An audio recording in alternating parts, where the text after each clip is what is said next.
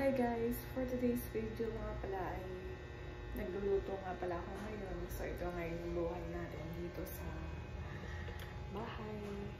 Dahil tayo nung laging iiwan dito.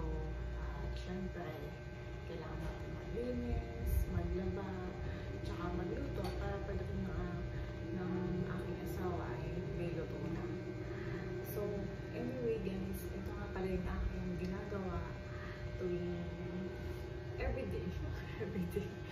So everyday guys, ito nagluluto nga pala ako, sinaing, tsaka ano po, ayan, so gulay.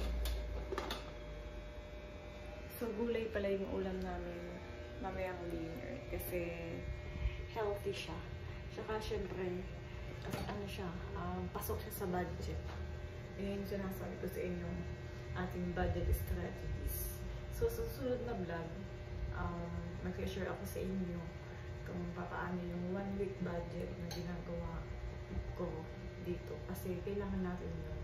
Tayong mga misis, kailangan alam natin yung pag-budget sa bahay, yung mga daily gastos, ganyan. So dapat yun yung matutunan lagi natin. And anyway nga, sinasabi ko sa inyo, mas tipid talaga kapag nagluluto ka niya. Hindi yung bili ng bili.